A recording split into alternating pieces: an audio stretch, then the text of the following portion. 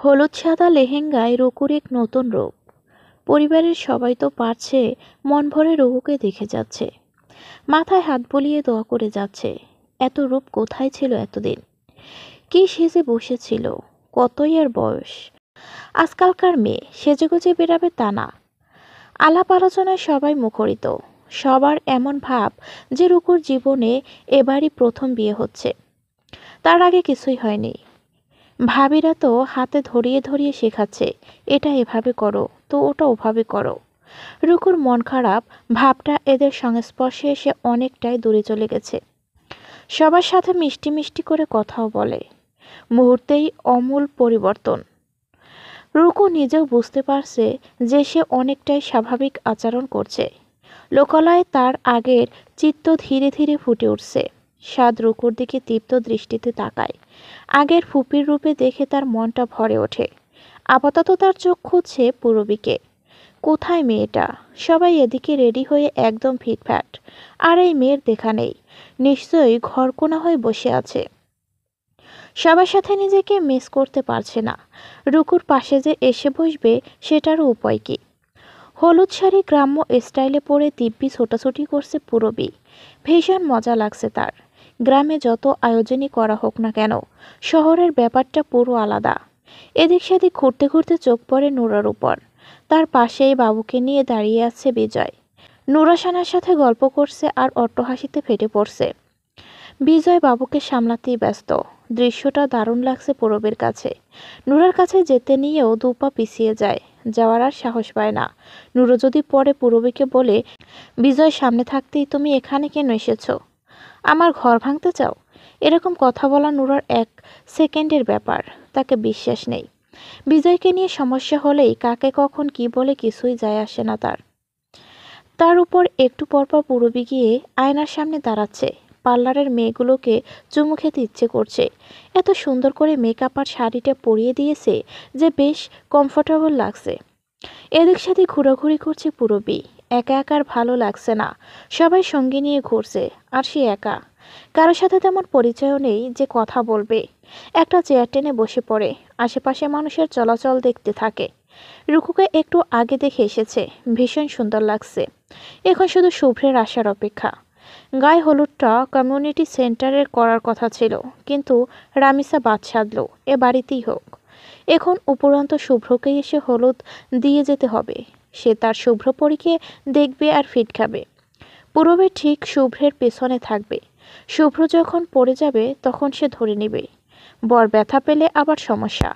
স্টেজে একে একে কয়েকজন ছেলেমেয়ে উঠতে থাকে। সানাও চলে আসে।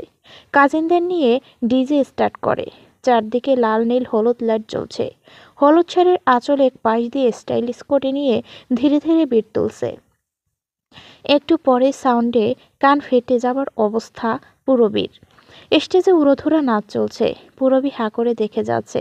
সানা স্টেজ থেকেই পূরবীকে খেয়াল করে। দৌড়ে সে জিজ্ঞাসা করে, hey cute, what is your name? Purabi. একা একা বসে আছো কেন? আমাদের সাথে জয়েন করো। ডান্স পারো না? একটু একটু। তাহলে বসে কেন? চলো। সানা পূরবীর হাত টেনে স্টেজে নিয়ে যায়। কয়েক স্টেপ দেখানোর পর পূরবী নিজে নিজেই ওদের সাথে উড়োধুরা নাচতে থাকে। সাদের চোখ ছানাবড়া হয়ে যাচ্ছে। এসে কাকে দেখছে? যাকে ভেবেছিল ঘরকোনা হয়ে আছে সে স্টেজে উঠে ডান্স করছে। ডান্স না সাই লাফাচ্ছেই বেশি। একটু পরে সাদ সাহাকে পূরবীর সাথে তাল মেলাতে দেখে। এবার সবটা ক্লিয়ার হয়ে যায়। বোন একটা হয়েছে একদম অগোছালো আর দাপটি। সে নিজেও বাচ্চাদের সাথে উড়োধুরা নাচবে, আশেপাশে সবাইকে সহ নাচাবে। এর শ্বশুরবাড়ির লোকজন যে কিভাবে কি সহ্য করে কে জানে। সাদ পটাপট সেখান থেকে কেটে পড়ে। দেখা যাবে সাদ সানার নজরে এলে তাকে সহ নাচাচ্ছে। সানা সাদকে না দেখলেও পূরবী সাদকে ঠিকই লক্ষ্য করেছে। সাদ কিছুক্ষণ তার দিকে হাঁ করে তাকিয়েছিল। কি যেন ভেবে আবার তাড়াহুড়ো করে চলে গেল। বরপক্ষ এসেছে শুনে সবাই বর আনতে দৌড় দেয়। ফুল ছিটিয়ে বরপক্ষকে বরণ করা হয়। নুরত এগিয়ে গিয়ে শুভ্রের হাত ধরে শুভ্রকে নিয়ে আসে। মেয়েরা ফুল ছিটিয়ে শুভ্রকে হলুদ গাঁথার পাপড়িতে ভরিয়ে দেয়। বেচারা শুভ্রকে বাড়ির বাইরে দাঁড়িয়েই এসব ফুলের অত্যাচার সহ্য করতে হচ্ছে। শুভ্রের বন্ধুরা তো এত সুন্দর সুন্দর মেয়ে দেখে ব্লাশিং হচ্ছে বারবার। শুভ্রকে কনুই লাগিয়ে জিজ্ঞাসা করে, দোস্ত তোর শালিদের সাথে পরিচয় করাবি না? কোনটা কোনটা দেখিয়ে দে, পটাতে হবে তো। শুভ্র খুব খেয়াল করে সবাইকে নোটিশ করে, কিন্তু আফসোসের ব্যাপার একটা শালিকাও খুঁজে পায় না। বন্ধুদের দিকে তাকিয়ে বলে, দোস্ত আমার ছোট আম্মুরা তোদেরও ছোট আম্মু, বাইরের কেউ যাতে আমাদের আম্মুদের ডিস্টার্ব না করে খেয়াল রাখিস। নিমিষেই মুখটা কালো হয়ে যায় সবার। সাতকে এনে স্টেজে বসিয়ে দেওয়া হয়। রামিসা তো ছোট বোন জামাইকে আদরে আদরে মাথায় তুলে ফেলছে। মমতা জমিলে এসে তো রীতিমতো প্রশংসা শুরু করে দিয়েছে। শুভ্রকে বেশ লাগছে। আর সে শুভ্র রঙেরই একটি পাঞ্জাবি পরে এসেছে। পাঞ্জাবির কালারে আর হাতার হলুদ ফুলের মোটা এমব্রয়ডারি, হাতে গোল্ডেন কালার রেস ওয়াচ, সামনের বড় চুলগুলো জেল দিয়ে এক পাশে কপালে ফেলেছে, যা চোখ সুই সুই করছে। রুকুকে এনে শুভ্রের পাশে বসিয়ে দেবার পর তো সবার মুখে একটাই শব্দ উচ্চারিত হচ্ছে, পারফেক্ট ম্যাচ। অবাক করা বিষয় হলেও স্টেজে বসে রুকু শুভ্র দুজনের দিকে তাকিয়ে আছে। শুভ্রের চোখে মুখ ছেয়ে আছে অসীম আনন্দ আর মুগ্ধতা, আর সেটা দেখেই রুকুর চোখ মুখ বেয়ে উঠছে চরম অবাকতা। উপস্থিত সবাই এমন দৃশ্য দেখে হাসতে থাকে আর মজা করে থাকে। ক্যামেরাম্যান পটাপট ক্যামেরায় ক্লিক করে যাচ্ছে। হঠাৎই রুকুর হুঁশ ফিরে। সে কিভাবে নির্লজ্জ ভাব ধরছে, মাথা নিচু করে চোখ বন্ধ করে ফেলে, কিন্তু শুভ্র মুখ ফেরায় না। সে রুকুর ব্যাপারটা বেশ এনজয় করছে, মনে মনে আল্লাহকে শুকরিয়ে জানাচ্ছে এত সুন্দর একটা বউ তার ভাগ্যে লিখে রাখার জন্য। কখনো প্রেম করনি? তোমাকে দেখে মনে হচ্ছে আমি তোমার জীবনে প্রথম মেয়ে। ধীরে ধীরে প্রশ্নটা করেই ফেলে রুকু। শুভ্রের মুখে মিটিমিটি হাসিটা উজ্জ্বল হয়ে ওঠে। মাথায় হাত দিয়ে চুলগুলো ঠিক করে বলে, আমি যাই করি না কেন আমাদের দুজনের মাঝেই তা কখনোই প্রভাব ফেলবে না। আমরা নিশ্চয়ই হ্যাপি থাকব। রুকু মুখটা অন্যদিকে ঘুরিয়ে নেয়, ফুলে আবৃত দেয়ালের দিকে তাকিয়ে থাকে। নিজেকে অপরাধী মনে হচ্ছে। শুভ্রর দিকে কোনো প্রভাব না এলেও তার দিক থেকে তো অনেকটাই প্রভাব ফেলছে। কিছুতেই ভুলতে পারছে না সে বাড়ি ধারাকে। হলুদ দেওয়া পর্ব শেষ করেই রুকু নিজের রুমে ফিরে আসে। মলিকে ফোন দেয়। 4বার রিং হবার পরেও না তুললে ফোন রেখে বাথরুমে চলে যায়। ফিরে এসে দেখে মলি দুবার কল দিয়েছে। মলির সাথে গত রাতে কথা হয়েছে রুকুর। ফোন এসে জানিয়েছে আবার বিয়ে করতে যাচ্ছে। এতেই যেন মলির আনন্দ আর ধরে না। মলি তার বেস্ট ফ্রেন্ড, পরিবারের সাথে সাথে মলিও তাকে কম সামলায়নি। বেস্টগুলো পরিবারেরই একজন হয়। মলির উত্তেজনা উপেক্ষা করে আর বলতে পারেনি বাড়ি ধারার কথা, তবে এখন বলবে। বড় আপুর কথায় পুরোপুরি বিশ্বাস করা গেলেও তার মন থেকে সায় দিচ্ছে না। মলিকে দিয়ে আসল খবর আনাতেই হবে তাকে। মলি প্রথমে চিৎকার করে বলে, হ্যাপি হলুদ শিরিমণি দোস্ত। রুকু হাসে। মলি বলে, ব্যাপার কি বলতো? দুলাকে রেখে তুই আমাকে কেন কল দিলি এই সময়? তুই কোন স্টেজে আসিস এখন? নিউ ইয়র্কে। বিয়ের পর নিশ্চয়ই আমার কাছে আসবি। যাব। আমার একটা কাজ করে দিতে পারবি দোস্ত? কি কাজ? রুকু মলিকে লিঙ্কগুলো দিয়ে দেয়। সবটা দেখে মলিরও মাথা ঘুরে যায়। এত বড় চিট! রুকু মলিকে অ্যাড্রেস টেক্সট করে দেয় সবটা সত্য কিনা যাচাইয়ের জন্য। মলি রুকুকে আশ্বস্ত করে বলে যে আজই ক্যালিফোর্নিয়া যাবে। শুভ্রকে বিদায় দিতে এগিয়ে আসে সবাই। শানা নুরা চিল্লিয়ে বলছে, কাল আবার আসবেন ফুপা।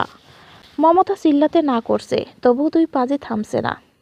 এরই মধ্যে বিজয় এসে বাবুকে নুরার হাতে দিতেই নুরা চলে যায়। শানা বিজয়ের সাথে গল্প জুড়ে দেয়। পূরবী ভিড়ের মাঝে কোনো মতে দাঁড়িয়ে আছে। এর মাঝে একটা ছেলে এসে পূরবীকে ধাক্কা দেয়। পূরবী ছেলেটার দিকে একবার তাকিয়ে সরে দাঁড়ায়। ছেলেটা তবুও যায় না সেখানেই ভিড়ে আবার পূরবীর সাথে গায়ে গা লাগিয়ে দাঁড়ায়। পূরবী রাগ চোখে একবার তাকিয়ে সেখান থেকে প্রস্থান করে। শুভ্রকে বিদায় দিয়ে সাদ এসে বিছানায় গা এলিয়ে দিয়েছে। ভীষণ টায়ার্ড লাগছে। নিচে ডিজে চলছে। এরা যে এত এনার্জি কোথায় পায় খুঁজে পাচ্ছে না সাদ। উড়াধরা নাচ চিল্লাচিল্লিতে বাড়িটাকে ক্লাব মনে হচ্ছে। চোখটা একটু লেগে আসতেই ফোনের রিংটোনে প্রচুর বিরক্ত হয়ে যায় সাদ। স্ক্রিনে ফ্রেডি ভাইয়ের নামটা শো করতেই উঠে বসে। ফ্রেডি এমনিতেও কয়েকদিন পর পর কল দেয়। এখন তার প্রাণ ভোমরা এ বাড়িতে আছে, তাই বারবার কল দিচ্ছে। সাদ ফোন রিসিভ করে হ্যালো বলে। খুব টায়ার্ড না? উফ, মিস করে ফেললাম। উফ, আমি মিস করে ফেললাম। তুমি থাকলে তাও হাফ রেসপন্সিবিলিটি তোমার দায়িত্বে থাকতো, আমি একটু রেহাই পেতাম। তোমার দায়িত্বজ্ঞান কতটা আমি তা ভালো করেই বুঝতে পারছি। একটা কাজ নিয়ে যদি বাকিদের খেয়াল না রাখতে পারো তাহলে তো চলবে না। একদিক সামলে নিলে, কিন্তু তোমার ফ্যামিলির কে কী করছে সে খবর নিয়েছো? তোমার আপু কোথায়? আমার ফোন কেন রিসিভ করছে না? ফ্রেডের কটকট কথায় মেরুদণ্ড সোজা হয় সাদের। আপু তো ডান্স করছে ভাইয়া। একা একা করছে নাকি পার্টনারের সাথে করছে? তোমার বান্ধবীর হাজবেন্ডের সাথে এত গল্প কিসের? সাদ বিছানা ছেড়ে উঠে দাঁড়ায়। শার্ট পরতে পরতে আমতা আমতা করে বলে, না না ভাইয়া, কি বলছো? আপু কেন এসব করবে? আমাকে মিথ্যে বলো না সাদ, আমার ফ্যামিলিও তোমার বাড়িতে আছে। ভালো করেই মনে রেখো, সব নিউজই আমার কানে আসে। ওকে, আমি দেখছি। ফোনটা রেখে স্টেজে চলে আসে সাদ। এসে দেখে যা তা অবস্থা, বিজয় আশেপাশে নেই। নুরাসানা পূরবী তিনজন টেক হয়ে উড়োধুরা ডান্স করছে, একটু থামাথামি নেই। সাদ সানাকে টেনে নামায়। সানা রেগে গিয়ে বলে, ডান্সিস কেন? আয় ডান্স করি। তুই যার কত জনকে ডান্স করাবি কে জানে। কাকে ডান্স করালাম? তোর জামাইকে। তোর জামাই ডান্স করাচ্ছে আমাকে। রুমে চল। না, সারা রাত ডান্স করব। আয়। সানাকে টেনে রুমে নিয়ে গিয়ে বসায় সাদ। ফ্রেডিকে ফোন দিয়ে কানে ধরিয়ে কথা বল। আমি গেলাম, আর একদম রুম থেকে বের হবি না বলে দিলাম। বলেই বেরিয়ে যায় সাদ। সাউন্ডটা বড্ড কানে লাগছে। রুমে না গিয়ে ছাদে পা রাখা সাদ। দোলনায় বিজয়কে একা বসে থাকতে দেখে অবাক হয়। ছাদের দরজাটি চাপিয়ে দিয়ে সে বিজয়ের পাশে বসে। বিজয় চমকে গিয়ে হাতের ক্যানটা একটু সরিয়ে নেয়। সাদকে খেয়াল হতেই আবার সামনে বের করে আনে। সাদ ক্যানটা হাতে নিয়ে দেখে বিয়ারের ক্যান। হো হো করে হেসে সেও চুমুক দেয়। ক্যানটা বিজয়ের হাতে দিয়ে বলে, তাই বলে সাদে আর মানুষ পেলি না, আমার আপুর সাথে গল্প জুড়ে দিলি? বাহ, আলতু ফালতু কথা বলবি না। এমন ভাব সবাই করছে যে আমি অনেক বড় অন্যায় করে ফেলছি। আমি কিছু বলিনি। সানা আপুর সাথে অনেকদিন পর দেখা হলো, তাই কথা বলছিলাম। এখন সানা আপু কি আমার খালাতো বোন নাকি? তোর পাগল বাদুড়িকে আমার ঘাড়ে তুলে দিয়ে তো দিব্যি আছিস। তোর তো কোনো প্যারা নাই। আমার ভাগ্যটাও ভালো না ভাই। এক এক মেয়ে এক এক রকম। কি আর করব বল। বান্ধবী বাদর নাচে, বান্ধবীর জামাই ছাদে এসে ড্রিঙ্কস করে, এটাই কি কম প্যারা? 6% অ্যালকোহল জাস্ট। ওকে, বাদুড়িটা কই? যেখানে খুশি সেখানে যাক। এ কথা বলো না বন্ধু। এই কথা বলার পর যে বোন আমার বিডিতে পা রাখার কথা স্বপ্নেও ভুল করে লাস্ট 6 বছর দেখেনি সে। সরাসরি এখন বিডিতে।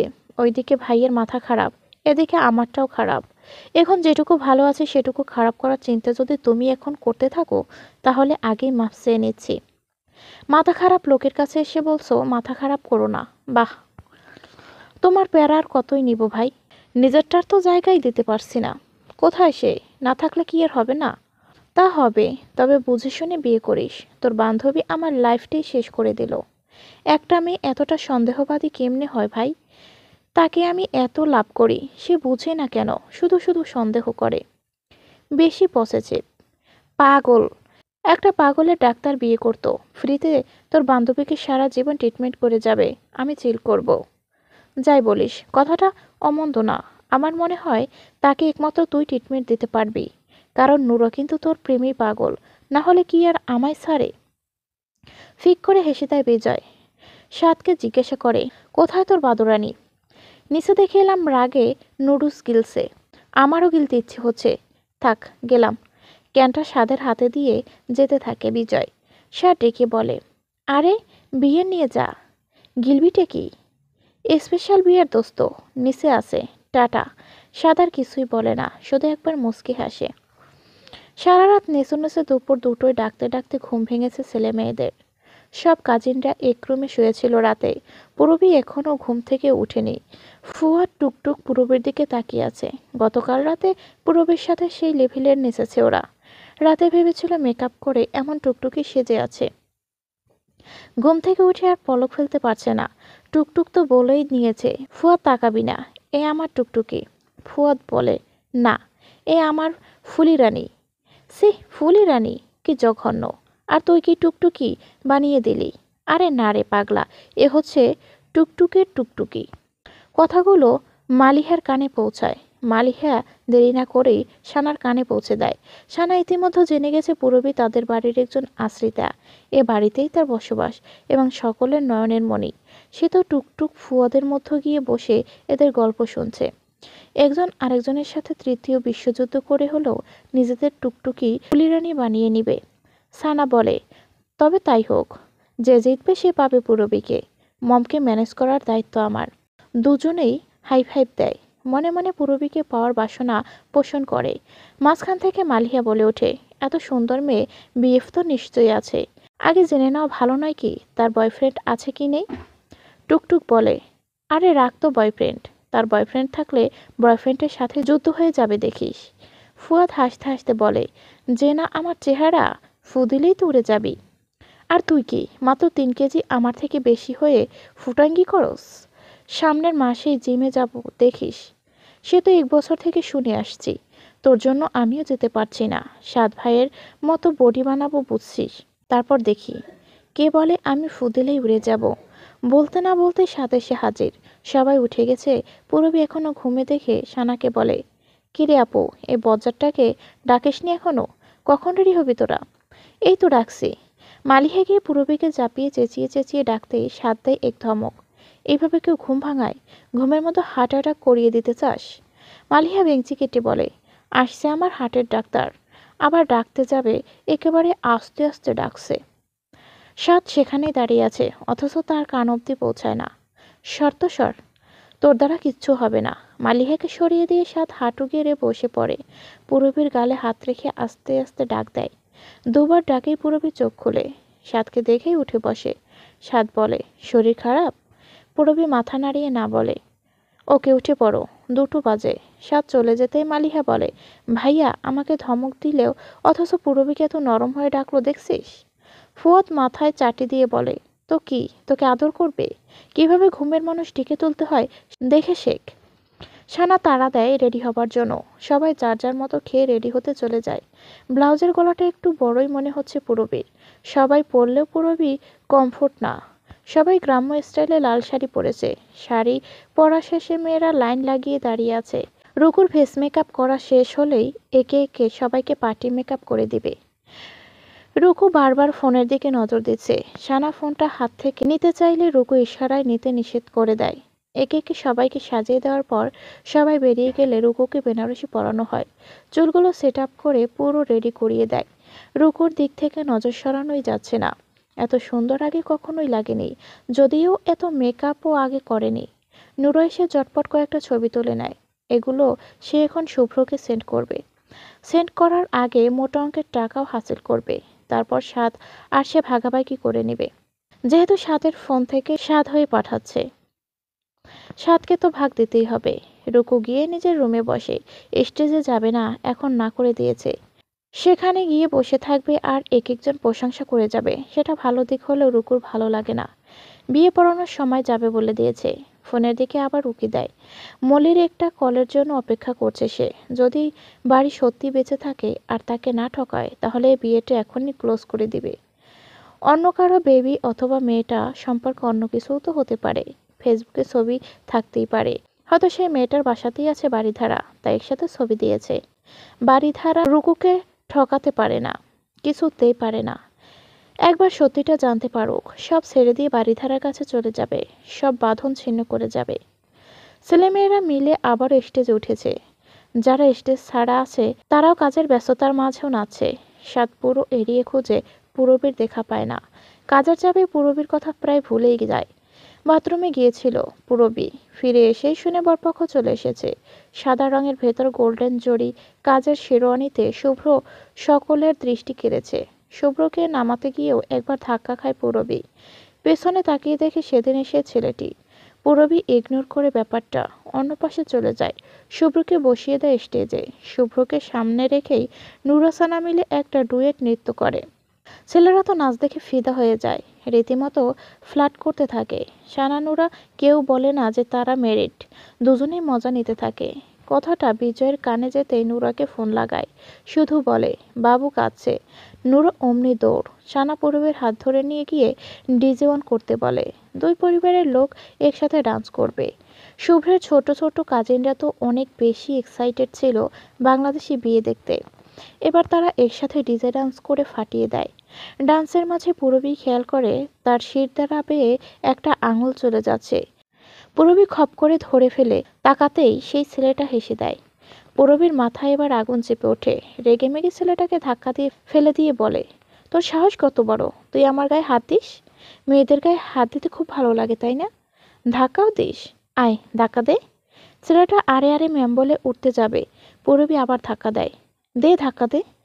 ধাক্কাধাক্কি খেলতে এসেছে তো তোর সাথে, আজ খেলেই ছাড়বো, দেখবো তোর কত দম। গন্ডগোল দেখে মালিহা সানা গিয়ে পূরবীকে ধমক দেয়। পূরবী না শুনে আবার ছেলেটার উপর চিল্লাতে থাকে। সবার নজর এদিকটায় চলে আসে। সাত গলা শুনেই দৌড়ে আসে, পূরবীকে ধমকে বলে, পূরবী হচ্ছেটা কি মানে? এই লোক কাল থেকে আমার সাথে ধাক্কাধাক্কি খেলছে। লোকটা উঠে সাতকে বলে, ভাইয়া ওনার সাথে শুধু একটু কাঁধ লেগেছে, ভুলবশত, তাতে উনি এমন সিন ক্রিয়েট করছে। সাত বলে, ওকে আমি দেখছি। পূরবী শোনো, আরও রেগেমেগে এগিয়ে যায় মারতে। কলার ধরে বলে, পিঠে হাত দিয়ে বলিস ভুলবশত লেগেছে। সাত গিয়ে পূরবীর হাত ধরে সারানোর চেষ্টা করে বলে, পূরবী ছাড়ো, বরের বাড়ির লোক ওনারা, তোমার বিহেভিয়ার পরে না অসম্মানিত হতে হয়। আরে কিসের অসম্মান, এটাকে তো আমি দেখেই ছাড়বো। পূরবী আবার মারতে যায়। সাত পূরবীকে আটকাতে না পেরে পেট চেপে ধরে কোলে তুলে নেয়। পূরবী ছাড়ন ছাড়ন বলতে থাকে। সাত না ছেড়ে পূরবীকে কোনোভাবে জোর করে রুমে নিয়ে চলে যায়। আকস্মিক সাদের এমন বিহেভিয়ার দেখে সবাই একটু অবাক হলেও সানার মাথা ঘুরতে থাকে। তার ভাই যে কিনা মেয়ে পেশেন্টদেরই ধরতে ইতস্তত বোধ করে, আর সে কিনা এমন একটা জলজান্ত পূরবীকে আয়ত্ত করে নিল। এটা কিভাবে পসিবল? ইম্পসিবলের কোনো কারণ হতেই পারে না। তার মানে ডালমে কুস কালা হে। পূরবীকে রুমে নিয়ে গিয়ে দরজা বন্ধ করে দেয়। বেডে ফেলে বলে, বাইরে গন্ডগোল বাঁধাতে আর এক পা যদি রুমের বাইরে হয়েছ তো তোমার খবর আছে। মানে কি, আমি যাব না, বিয়ে দেখবো তো, বলেই দৌড় দেয় পূরবী। সাত ধরে ফেলে। পূরবী মোছরামুছরি করতে থাকে। লাফ দেওয়ার সময় হিলের গোড়া সাথের পায়ের উপর লাগে। সাত উফ করে উঠে পা ধরে বসে। পূরবী ভয় পেয়ে যায়। সাতের পায়ে হিলের দাগ ফুটে ওঠে। ফর্সা পায়ে লাল কালো দাগ দেখা যায়। পূরবী নিচে বসে সাদের পায়ের উপর হাত রাখে। আমি সরি মিস্টার ডাক্তার, সরি। পূরবীর অসহায় চেহারায় শরীরে কাজ দেয় না। সাত ভয়ানকভাবে রেগে আছে দেখে মিনমিন গলায় আবার বলে, সরি। সাত চিল্লিয়ে বলে ওঠে, স্টুপিড কথাকার, তোর বাইরে যাওয়া বের করছি আমি, দাঁড়া।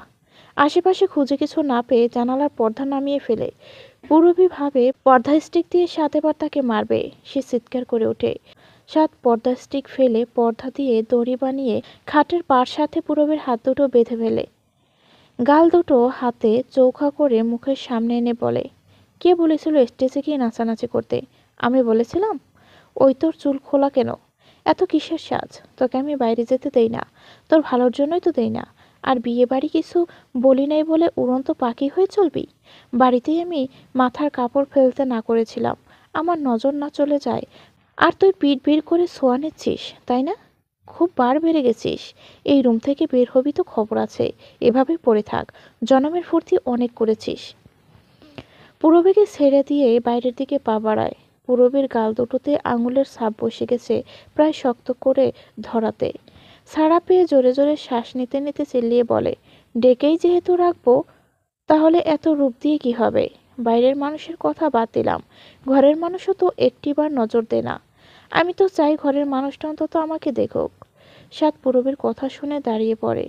রক্তবর্ণ চোখে পূরবীর দিকে কয়েক মিনিট তাকিয়ে থেকে চোখ বন্ধ করে নিজেকে সামলিয়ে নেয়। পূরবী কি বলেছে বুঝে উঠতেই মাথাটা নিচু করে নেয়। মনে মনে ভয়াবহ এক গালি ছুড়ে নিজের দিকে। পাক্কা ছলনাময়ী বলেই ঠাস করে দরজা বাইরে থেকে বন্ধ করে চলে যায় সাত। ফুয়া টুকটুক এতক্ষণ ছিল না। তারা মেয়েদের বায়না মেটাতে আইসক্রিম আনতে গিয়েছিল, তাই কিছুই জানে না। সাত ওদের দেখেই ডাক দেয়। ওরা এসে বলে, কি বলো ভাইয়া? একটা হেল্প লাগবে। কি? তুমি শুধু জাস্ট বলো, হয়ে যাবে। আমার স্পেশাল একজনকে একটা ছেলে অসম্মান করেছে। তোদের মতে তাকে কি শাস্তি দেওয়া উচিত? মেরে একেবারে পগারপার করে দেওয়া উচিত। তুমি শুধু বলো ছেলেটাকে, দেখো কি করি আমরা দুজনে মিলে। পারবি? 100%। ফুপার পাশে গিয়ে দেখবি, ফিরোজা কালার শার্ট পরা, চোখে কালো চশমা। দেখি তোদের কত দাম। তোমার ভাই না আমরা। প্রুফ দে তাহলে। ড্রিম ওয়ার্ল্ডে এক রাত বাজি। ডান। পূরবের চোখ বেয়ে জল চলে আসে। সুন্দর হওয়া যে বড্ড দোষের ব্যাপার সে হাড়ে হাড়ে টের পাচ্ছে। নিজের মতো একটু থাকতে পারে না, চলতে পারে না। এটা কারো লাইফ হতে পারে না। ভেবেছিল বিয়ে দেখবে, কিন্তু এখন ঘরে বন্দি হয়ে থাকতে হচ্ছে, তাও আবার বাঁধা অবস্থায়। কেউ আসবে না পূরবীর কাছে, কেউ খোঁজ নেবে না, একটিবার। হালকা জোরে জোরে কাঁদতে থাকে পূরবী। গতকাল দিনটা তার জন্য বেস্ট ছিল, আজকের দিনে কুফা লেগেছে। ওই শয়তান লুচ্চা ছেলেটা একটা কুফা। বিয়ে মিটে যাক, সব বলে দেবে নতুন ফুপাকে। এমনভাবে বলবে যে ফুপা নিজেই লোকের লোকের কথা রেখে পূরবীকে প্রাধান্য দেবে। ওই বেটাকে কুচি কুচি করবে। 1 ঘন্টা যাবৎ পূরবী কেঁদেই যায়, তারপর একা একাই চুপ হয়ে যায়। আরও ঘন্টাখানেক পর দরজার শব্দে চকিতে তাকায়। সাদকে দেখে আবার মাথা নিচু করে ফেলে। সাদের হাতে দুটো বিয়ের ক্যান আর একটা পিৎজা বক্স। এদিকটায় কিছু কাজ সেরে পিৎজা আনতে লেট হয়ে গেছে সাদের। সকালে জাস্ট ব্রেকফাস্ট করেছিল আর সারাদিন পেটে কিচ্ছু পড়েনি। এবার সে আরাম করে পূরবীর পাশে ফ্লোরে বসে পড়ে। পূরবী সাদের দিকে ফিরে তাকায় না, আস্তে করে বলে, বিয়ে শেষ? সাদ মুচকি হাসে। পূরবীর অবুঝ মনটা যে ছটফট করছে বিয়ে দেখার জন্য, সেটা সে ভালোভাবে বুঝতে পেরেছে। বিয়ের খাওয়ার পাট চলছে। বিয়েতে এত ঝামেলা কি বলবো। 3 দিন থেকে কলুর বলদের মতো খেটেই যাচ্ছি, কোনো লাভ নেই। আমার বিয়েতেও আমাকেই ঝামেলা পোহাতে হবে, তাই ঠিক করেছি সাদাসিধে বিয়ে করব। শুনছো বজ্জাত মেয়ে? মাথা নাড়ে পূরবী। তবে আমার বউকে সুন্দরভাবে সাজাবো। আচ্ছা, অনেক বেশি সুন্দর দেখাতে হবে তাকে। আমি চোখ ভরে দেখব। কি দেখব না? হুম। রাগ হয়েছে? না। অভিমান? বিয়ে শেষ হয়ে যাবে, যান আপনি। আমার জন্য বসে থাকতে হবে না। তোমার জন্য আসিনি, খেতে এসেছি। খাবে? না। ঠোঁট ঠোঁটে ঠোঁট চেপে হাসে ছাদ। বিয়ারে একবার চমক দিয়ে বলে, তুমি দেখলাম সুন্দর নাচো। নাচো তো দেখি একটু। দেখতে হবে না। তুমি না বললে তুমি চাও আমি তোমাকে দেখি। পূরবী লজ্জায় মাথা আরো নিচু করে ফেলে। সাত পিজ্জায় কামড় বসিয়ে কাকে যেন ফোন দেয়। রিসিভ হতেই বলে, ভাইয়া মিউজিক ছাড়েন, অনেক লাউডলি, যাতে পুরো পাড়ায় শোনা যায়। পূরবী অবাক হয়ে সাদের দিকে তাকায়। সত্যি সত্যি নাচাবে নাকি? সাদ পূরবীর বাঁধন খুলে দিয়ে বলে, যাও সামনে যাও, দেখি কেমন নাচতে পারো। না। কেন না মেরে দিলরুবা, তোমারই দিলরুবা মেতেরি বাদশা। যা নাচলিয়ে আব জানা। পূরবী তা ওঠে না। সাদের ব্যবহারে সে রীতিমতো অবাক। সাদ কি ফ্লার্ট করছে নাকি সত্যি সত্যি নাচ দেখতে চাইছে বোঝা দায় হয়ে পড়েছে। সাদ একটা আঙুল তুলে বলে, 1 মিনিট। দিলরুবাদের সবসময় সুন্দরভাবে সেজেগুজে থাকতে হয়। চোখের নিচে কাজল ছড়িয়ে রেখেছ কেটে কেটে? দেখি। সাদ খুব কাছে এসে পকেট থেকে রুমাল বের করে পূরবীর চোখের নিচ মুছে দেয়।